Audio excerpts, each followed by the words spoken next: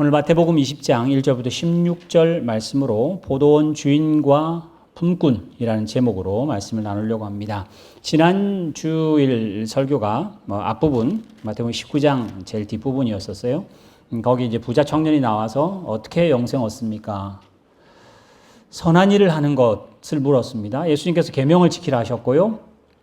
청년은 지켰다고 했습니다. 예수님께서 그의 대답을 듣고 한 가지가 부족하다. 너가 부자이니 너 것을 다 팔아 가난한 자에게 주고 따르라 그랬어요. 그래서 그 사람이 근심하고 갔다가 사건이었습니다. 그 등에 대고 예수님께서 낙타가 바늘기 들어가는 것만큼 어려운 것이 부자가 천국 가는 것. 그거 정말 어려운 일이다. 그러니까 제 제자들이 그 불가능한 일인데 어떻게 됩니까? 사람은 불가능하지만 하나님은 하신다. 이렇게 이야기를 평가를 붙였어요.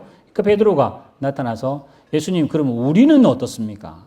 우리는 가족 버리고 직장도 버리고 다 버리고 예수님을 쫓았으니 예수님께서 상이 있다. 여러 배 받을 것이다. 그리고 더 큰 복이 영생을 상속받을 거다. 이렇게 하시면서 제일 끝에 30절에 그러나 먼저 된 자로 나중되고 나중된 자로 먼저 될 것이다 하시면서 오늘 이 본문을 했었어요. 그러니까 사실 이 비유는 일반화 보편화되시면 안 됩니다. 이거는 일단은 그 대상이 제자입니다. 잘 따랐던 제자들이 1차 대상이고 또 이 이야기를 하게 된 그 이유가 자기가 예수님을 따랐는데 보상 달라고 하는 제자들에게 하는 것이기 때문에 그냥 아무데나 대놓고 먼저 된 사람 나중 된다 그러고 이렇게 일반화시켜서는 안 되는 이야기입니다. 그래서 지난주에 제가 그 설교의 끝자락을 결론을 계명을 지키 이 청년이 하고 싶은 계명 지키는 것이었는데 계명 지키는 것은 계명 지킨다고 천국 가는 거 절대 아니다.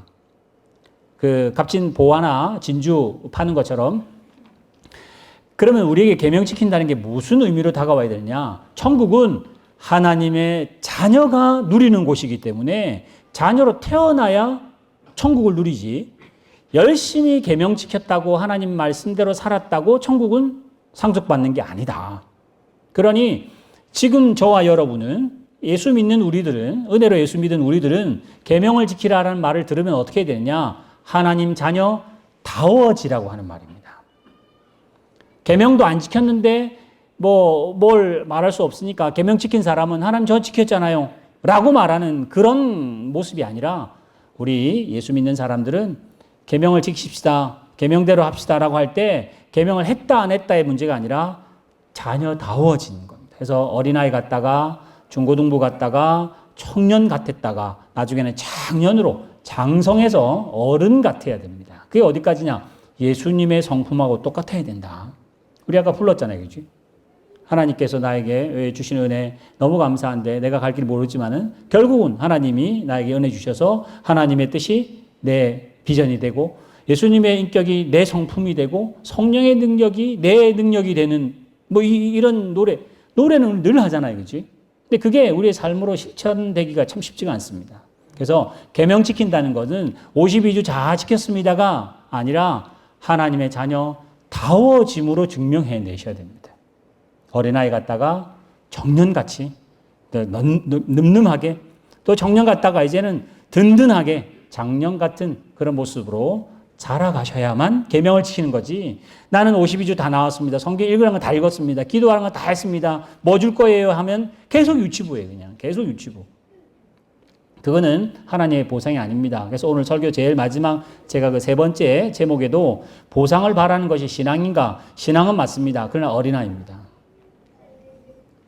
여러분들이 열심히 믿으시되 보상을 바라는 신앙이 아니라 간식을 주면 내가 조용히 예배 드리겠다가 아니라 이 예배 드림이 그 자체가 보상이고 그 자체가 너무 감사한 일이라는 걸 알아가야 장성한 신앙의 인물이 될 겁니다. 그래서 지난주에 이제 그걸 말씀드렸고 30절에 먼저 된 자 나중되고 나중된 자 먼저 된다고 경고하시면서 오늘 비유를 말합니다. 오늘 비유는 너무 간단하죠. 포도원 주인이 품꾼을 데리러 갑니다. 그래서 여러분들이 신약에 나오는 모든 시계는 대각선으로 보셔야 돼요. 우리는 자정정오라고 하는 시간으로 기점을 잡지만은 이스라엘 사람은 해가 지는 6시가 하루가 시작하는 날입니다. 그래서 해가 뜨는 6시는 우리로 말하면 정오가 됩니다. 그러니까 우리하고는 시간이 달라져요. 이 사람들 해 뜨고 해 지기가 하루의 기점이기 때문에 여기 나오는 시간들 나오죠. 제3시, 3절에 3시면 6시간 개입 있으니까 대각선으로 보셔야 돼요. 그러니까 성경에 나오는 모든 시간은 일단 대각선이다. 그래서 3시는 아침 9시가 됩니다. 그 다음에 5절에 6시, 9시 나오죠. 금방 계산되시죠. 6시는 정오 12시에, 그 다음에 9시는 오후 3시에, 그 뒤에 나오는 11시는 오후 5시에. 1시간 일하게 된다. 대각선으로 계산하시면 빨리 환산이 됩니다. 아마 저거를 다음 번역할 때는 그죠. 그냥 바꿔도, 지금 우리 쓰는 시간으로 바꿔도 될 것 같은데, 하여튼 복잡합니다. 자, 나가서 품꾼들을 불러옵니다. 여기는 품꾼 이런 개념을 제가 못 봐서 모르겠습니다만은, 한국은 있잖아요. 그죠? 영등포다, 뭐 어디다 이러면 그 모아놓고 인력시장이라는 거 있잖아요. 그래서 차가 가면 필요한 사람 몇 명 태우고 일당을 주기로 하고 멀리 가서 뭘 하고. 그래서 한 데나리온을 주기로 약속했습니다. 4절 보십시다. 3시나 6시나 9시 그들에게는 뭐라고 했냐면 상당하게 주리라고 했어요. 이제 액센트가 달라져. 상당하게 말고 상당하게 주리라. 이건 적절하게, 학법적으로, 영어로 보면 바른 이런 말이에요. 적당하게 내가 줄 것이다. 적법하게 줄 것이다. 자, 그 다음에 또 넘겨주세요. 이제 11시에 갑니다. 나가서 그들을 살짝 꾸짖는 듯한 그 말이 있죠. 너희는 어찌하여 종일토록 놀고 섰느냐. 사실 뭐 이 주인이 몰라서는 아닙니다만 지금 비유가 그래요. 예수님이 하시는 비유가 이 사람이 놀고 싶어서 놀았겠습니까? 안 불러주니까 그렇지. 그래서 그 뒤에 나오잖아요. 우리를 써주는 사람이 없습니다. 그러니까 그 주인이 그래 너희도 들어가라. 그래서 저물매 주인이 이제 돈을 주라고 그랬어요. 그래서 일렬로 씁니다. 먼저 온 사람은 저 뒤에 제일 늦게 온 사람부터 쓰세요. 그래서 받으려고 또 하는데 한 데나리온을 주네요. 이게 이 주인이 상당하다고 생각한 것 같아요. 그래서 1시간 일하는 사람이 한 데나리온을 줍니다. 이제는 뒤가 수근수근 하겠죠. 난리 난 거죠. 1시간 일하는 사람이 한 데나리온 받는단다. 그래 이러면서 저 뒤에 12시간 일하는 사람은 12배, 12배까지는 아니고 한 10배만 줘도 좋겠는데 이 생각하고 있는데 가면 갈수록 돈이 안 변하네. 그지? 그래서 제일 마지막에 12시간 일한 사람도 한 대는 탁 주니까 그 중에 한 사람이 신경질 났습니다. 불평불만하면서 주인에게 말합니다. 1시간 놀고 먹은 이 사람하고 종일토록 수고하고 땀 흘리고 햇볕에서 힘들어도 우리하고 어떻게 똑같이 줍니까? 막 이렇게 대듭니다. 주인이 하시는 이야기가 내가 잘못했느냐? 너와 난 한 데나리온 약속하지 않았냐? 내가 이 사람에게 더 주는 것 넘겨주세요.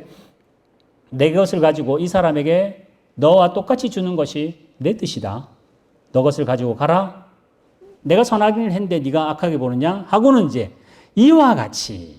그러니까 1절부터 15절까지는 예수님이 만들어낸 비유이시고 결론은 또다시 이제 바뀌어 있습니다. 앞에는 먼저 된 자가 나중 된, 여기는 거꾸로 나중된 자로 먼저 되고 먼저 된 자로 나중 되리라. 이게 결론이에요. 그래서 사실 이 비유는 듣는 사람도 딱 정해져 있어요. 제자들이고 묻는 베드로를 필두한 제자들이고 더 많은 해석을 할 필요 없습니다. 그냥 나중된 자가 먼저 되고 먼저 된 자가 나중 될 수도 있다라는 게 결론이에요. 근데 우리는 이 결론을 통해서 여러 가지를 살펴볼 수 있습니다. 그러니까 비유 해석은 분명히 이겁니다. 이걸 뭐 더 이상 벗어날 필요는 없는데 입장을 한번 봅시다. 먼저 늦게 온 사람. 늦게 온 사람 너무 감사하죠. 그지? 한 데나리온이라는 게 하루에 일당이라고 그랬잖아요. 그래서 그 한 식구들이 세 끼를 먹을 수 있는 거기 나가서 일당의 일을 하는 품꾼들은 돈을 넉넉하게 재놓고 있지 않잖아요. 그지? 사실 저 예전에 그 성산동에 있는 지금은 뭐 동이 다 바뀌어 있습니다. 상암도 482번지라고 거기는 난지도였습니다. 지금은 하늘공원이라고 되어 있는 100만 평이었습니다. 그게 다 100만 평의 쓰레기였습니다. 그분들이 한 달 일하시고 가지고 쓰레기를 주우면 80년도 후반에 100만 원을 벌었어요. 80년도 후반에 100만 원이면요. 대학 등록금이 제가 1학년 입학할 때 120만 원쯤 했습니다. 사립이라 조금 비싼데. 굉장히 큰 돈을 벌었었어요. 근데 그분들이 가난도 참 나라를 못 고친다는 이유가 그분들이 100만 원을 한 달 일하고 100만 원을 받으면 그 옆에 바로 수색이라는 데가 있습니다. 막 그런 데 가서 다 먹어버려요. 술로 먹고 다 먹고. 그래도 한 달 동안 그런 또 가쓰레기 줍고 뭐 이렇게 사세요. 뭐 이 예입니다만은 이 사람들이 넉넉하지 않다고요. 하루 일해서 그 다음날 먹고요. 하루 일해서 그 다음날 먹는 사람들이. 그러니까 일 안 하면 굶어야 되는 상황에 자기가 일을 못 하고 있었는데 1시간 남았는데 이제 해가 거의 다 떨어지기 때 됐으니까 여러 가지로 뭐 그러고 있는 그를 불러줍니다. 그리고 결국은 한 데나리온을 탁 줍니다. 너무 감사하죠. 뭐 이 사람에게는 뭐 말할 필요가 없습니다. 세리와 장르처럼 이 사람 무조건 감사해요. 이 주인은 정말 감사한 거지. 이 주인에게 향해서. 그게 나중된 자가 먼저 됐다는 그런 맥락입니다. 자, 주인 입장 봅시다. 주인은 지금 포도원 가지고 지금 살자는 건지 말자는 건지 이 계산이 안 쓰는 사람이잖아요. 그지? 일 잘하는 사람 처음부터 12시간 쫙 일하고 끝내야지. 뭘 자꾸만 밖에 나가서 사람을 데려옵니까? 그지? 그럴 필요가 굳이 없는 사람이거든요. 일 잘하는 사람 처음에 50명이 필요해서 처음부터 50명 들이지 왜 자꾸만 이렇게 했을까요? 그러니까 예수님의 비유는 이 포도원의 주인은 돈 벌려고 하는 포도원의 품꾼이 아니라 여러 사람을 먹여 살리려고 하는 그런 주인이다.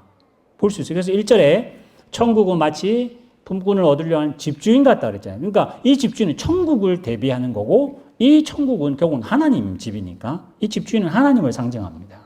하나님은 우리를 부려먹어가지고 일 잘하는 성도 뽑으려고 하는 게 아니라 하나님의 자녀라고 부르는 모든 자를 먹이시려고 하는 방편이 12시간 누구는 일해서 누구는 그렇게 세 끼를 먹고 누구는 1시간 일해서 세 끼를 먹는 방법들로 보였을 뿐이지 하나님 그 주인은 베푸시려고 하는 그런 입장입니다. 자, 마지막으로 우리와 같고 또 이 비유의 주인공 같은 일찍 온 사람.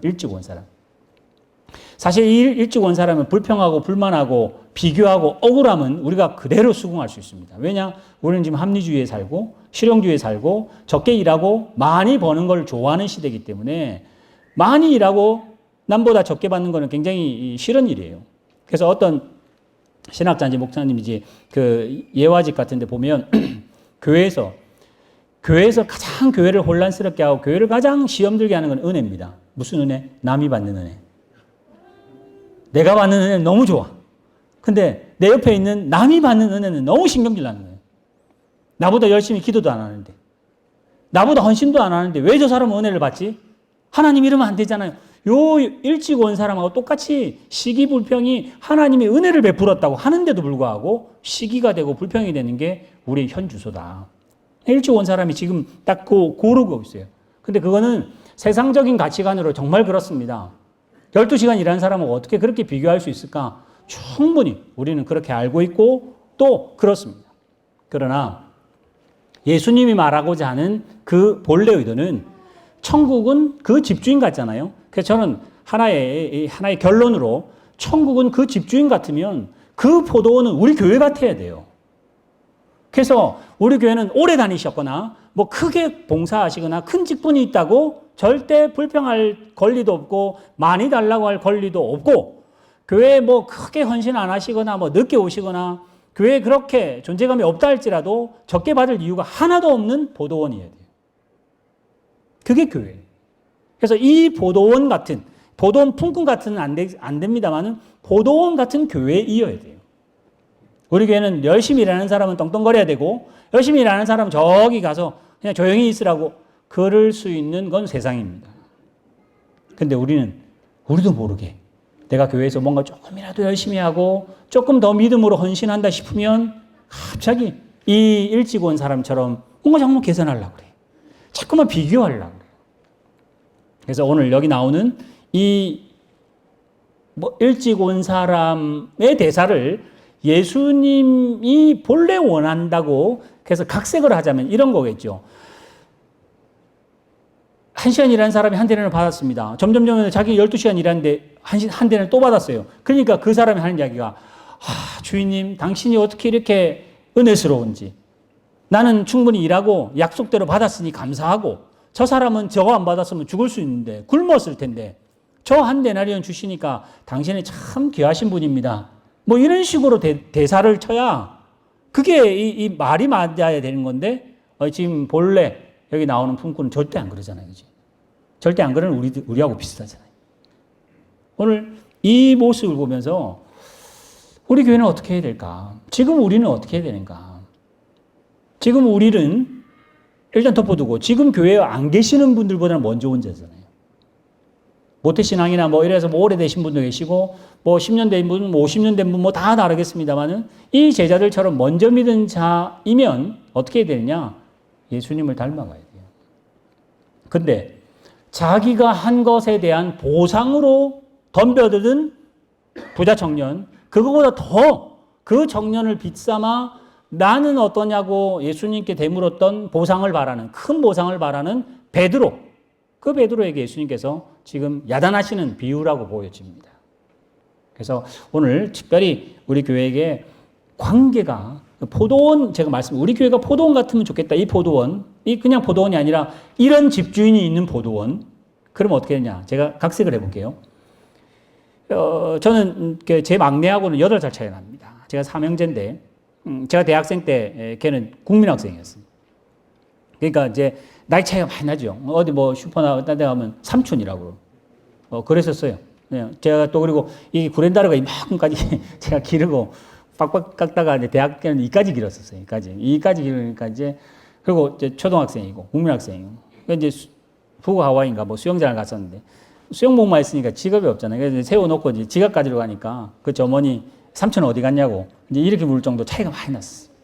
마치 큰형과 막내를 생각해 보십시오. 그렇게 지금 그 품꾼 시장에 있는데 큰형을 그 포도원 주인이 와서 데려갑니다. 당신 하루 한 대나리를 줄 테니까 일하러 갑시다. 예. 그러면서 이제 동생 보고 이야기합니다. 너도 아마 누군가가 부를 테니까 열심히 일하고 나중에 보자.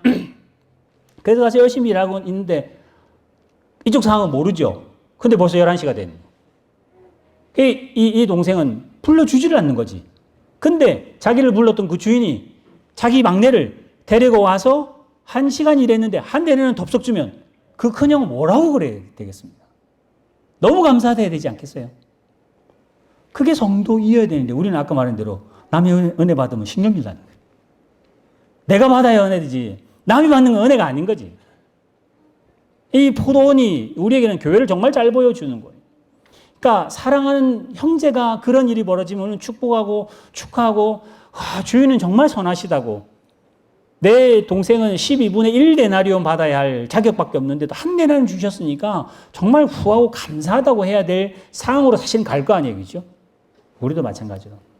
우리 주변에 있는 세상이 벌어진 우리 가족이 만약에 가족도 너 1시간 일했으니까 밥 한 시간 분만 먹어 이렇게 하지 않잖아요. 그죠?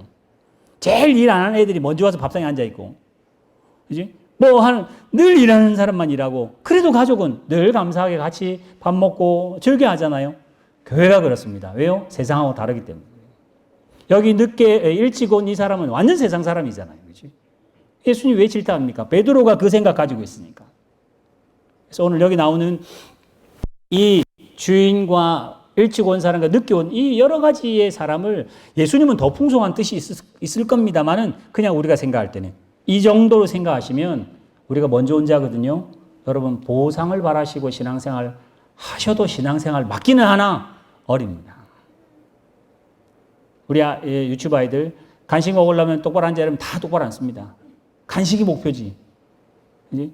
우리 유치부 애들 물어본다잖아요. 제 아내가 물어보면 자 우리 교회 누구한테 예배하러 왔어요? 사모님 이런데 사모님이 간식도 주고 뭐 다 하니까 애들은 보이는 건 사모님밖에 없으니까 그거는 사모님한테 예배하러 왔다고 애들 이단이라고 그럴까요? 유치부니까 유치하게 그러는가. 근데 우리 수준이 그래. 하나님 믿으면서 보상을 바라는 것이 사실은 그거밖에 안 돼. 하나님 믿으면서 바라는 게 다 세상적인 것밖에는 없어요. 하나님께서 우리에게 보상을 주십니다.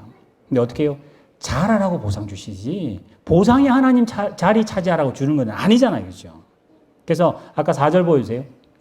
4절 보시면 이 이야기 정말 제가 제목을 사실은 이 포도원 주인과 품꾼보다는 성경 본문이 있는 그대로 뭐라 했냐면 상당하게 주시리라. 이 본문을 제가 제목을 잡고 싶었어요. 자, 내가 너희에게 상당하게 주리라 했죠. 상당하게, 적당하게, 적법하게, 합당하게 아무 불평 없이 하나님께서 늦게 부른 우리들을 하나님이 상당하게 대접하시는데 여러분을 남자로 부르셨으면 하나님이 여러분을 남자로 부르시는데 상당한 겁니다. 여러분을 여자로 부르셨으면 여자로 부르심에 하나님은 여러분을 통해서 뜻을 이루실 때 하나도 부족한 게 없습니다. 혹시 여러분을 조금 더 부자로 부르셨나요? 여러분 부자로 불렀다고 하나님의 큰 영광 받지 않습니다. 그냥 부자로 불렀기에 부자로 사시기에 합당하게 부르셨어요. 누구는 조금 덜 부자고 조금 더 가난하게 하나님 나를 부르셨나요? 하나님이 나를 덜 가난하게 불렀다도 상당하게 주신 겁니다. 그 말은 뭐죠? 하나님을 따라가고 예수를 따라가는 일에 부자라고 더 따라가고 가난하다고 덜 따라가지 않는 전혀 불편함이 없는 하나님의 허락이세요. 지금 우리 주보에도 아픈 분들 계시잖아요. 하나님을 따라가면 건강하면 좋겠지요. 그러나 건강을 줬다고 더 잘 되고 건강 안 줬다고 하나님이 지금 건강 안 하게 하신다고 하나님이 일을 못하게 하시거나 왜 하나님이 이렇게 손해보게 하시느냐고 나는 생각하기 있으나 하나님은 어떻게 해요? 지금 네가 아픈 게 내가 너에게 베푸는 상당한 거라는 거예요. 그래서 바울이 뭐라고 그러죠? 배부르나 배고프나 가난하나 부자나 일체 비결을 배웠어요. 부자라고 영광되고 부자 아니라고 영광 안 되고 공부 잘한다고 영광되고 공부 안 한다고 영광이 안 되지 않는데 우리는 비교하고 일찍 온 사람 같기 때문에 우리 애들이 공부 못하면 하나님께 먹칠하는 것 같다는 생각이 불쑥불쑥 드는 거예요.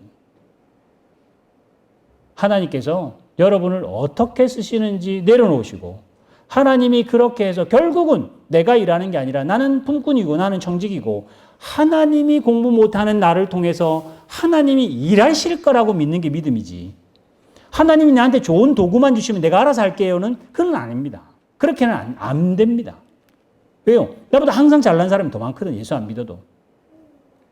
그래서 오늘 여기 나오는 하나님이 나에게 상당하게 주신다는 그 상당은 불평할 수 없어야 됩니다. 불평할 수 없어요. 우리 아이들에게 간식을 주거나 집에서 뭘 주잖아요. 달란다고 다 주지 않잖아요. 왜요? 부모가 적당하게 주잖아요. 너무 적게도 안 주지만 그렇다고 너무 맛있다고 너무 많이 주지 않잖아요. 특히 우리 간식 주면 애들한테 맨날 사탕 뭐 이야기하잖아요. 우리 그 유치부 애 중에 뭐 사탕 이렇게 그 뭐죠 추파춥스 이렇게 막 주면 애들이 막 받아가잖아요. 대부분 다 하나만 받으라고. 엄마들 다 하나. 어떤 애가 하나 더 받아갔어요. 그러면서 하는 말이 이 맛은 처음이라는. 저 맛은 아까 받았는데 이 맛은 처음. 애들이 머리를 얼마나 써서 더 먹고 싶은지. 내 엄마가 그 두 개 먹으면 안 되기 때문에 이빨도 썩고 하니까 엄마가 그거 안 주려고 뭐 그렇게 했어요. 아까워서. 그건 니한테 좋은 일이 아니니까 이렇게 막는 하나님도 마찬가지예요. 2020년 이 코로나 이렇게 어려운 지경 하나님이 하나님의 뜻을 이루는 또 다른 하나의 방편일 뿐이지. 우리가 불편하고 사업이 안 되고 직장이 잘리고 학교가 뭐 뭔가가 회사도 없어지고 뭐 이런 일들이 우리는 불편하죠. 그러나 이 일도 2020년도 하나님 우리에게 넉넉하게 상당하게 적합하게 부족함 하나도 없이 하나님이 일하고 있다고 믿으셔야 돼요. 있다고 믿으셔야 돼요. 늘 우리는 뭘로 비교하죠? 남하고 비교합니다. 창세기에 선악과를 따먹기 전에는 하나님의 말씀이 딱 기준이었어요. 하나님이 가라사대면 하나님이 가라사대였었어요. 근데 선악과를 딱 따먹고 나서는 무슨 그 나무 제목이 뭐였죠? 선악을 알게 하는 나무죠. 딱 따먹고 나서부터 어떤 일이 벌어지냐? 내가 선악을 구분하는 거예요.